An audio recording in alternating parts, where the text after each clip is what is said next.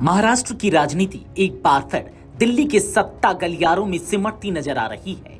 उद्धव ठाकरे की party Shiv Sena UBT में बड़ी टूट की अटकलों के बीच बागी सांसद नई दिल्ली पहुंच चुके हैं, लेकिन इसी बीच घटनाक्रम ने नया मोड़ ले लिया है।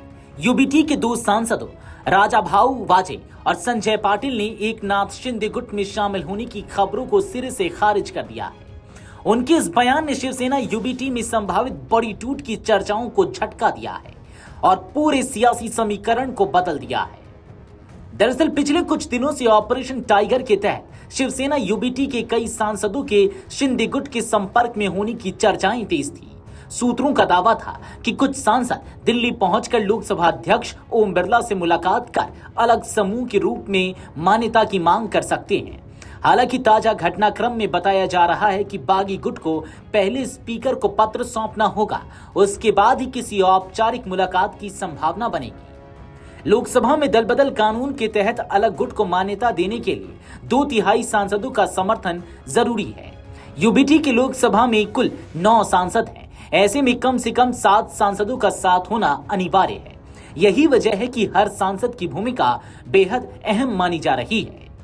इस पूरे विवाद को उस समय और हवा मिली जब उद्धव ठाकरे ने मातोश्री में पार्टी सांसदों की आपात बैठक बुलाई। 9 में से केवल 4 सांसद व्यक्तिगत रूप से बैठक में पहुंचे। बाकी सांसदों की गैर मौजूदगी ने पार्टी में असंतोष और संभावित टूट की अटकलों को और मजबूत कर दिया। हालांकि कुछ सांसदों ने ऑनलाइन बैठक में भाग लिया और एक सांसद ने फोन पर उद्धव ठाकरे से बातचीत की।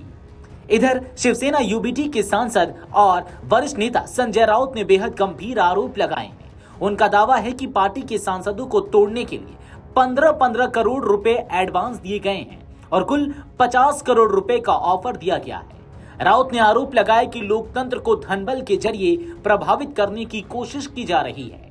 15-15 करोड़ रुपया लेकर पार्टी छोड़ते हैं तो उनके बारे में आप क्या उनके ऊपर फूलों की बरसात करें, बताइए। बीजेपी अटेम्प्ट कर रही है सर, जिस तरह से तृणमूल में हुआ, आपके साथ पहले हुआ, अब दोबारा हो रहा है। आप आम आदमी पार्टी के साथ कब तक उनकी क्षमता है करने की, तब तक हम उसे लड़ते रहेंगे। इस बीच महाराष्ट्र की सियासी उथल-पुथल का केंद्र दिल्ली में सांसद श्रीकांत शिंदे का आवास बन गया है। बताया जा रहा है कि कई सांसद मातोश्री से दूरी बनाए हुए हैं, जिससे सस्पेंस और बढ़ गया है। हालांकि अभी तक किसी भी सांसद ने सार्वजनिक तौर पर यूबीटी छोड़ने की घोषणा नहीं की है। दूसरी ओर उद्धव ठाकरे खेमे ने भी कानूनी और संवैधानिक मोर्चे पर तैयारी तेज कर दी है। शिवसेना यूबीटी के सांसद अरविंद सावंत, अनिल देसाई और संजय राउत ने लोकसभा अध्यक्ष ओम बिरला से मुलाकात कर अपील की है कि यदि कोई सांसद अलग समूह की मान्यता या किसी अन्य दल में विलय की मांग को लेकर आता है तो संविधान और दल बदल विरोधी कानून के तहत ही कार्रवाई की जाएगी।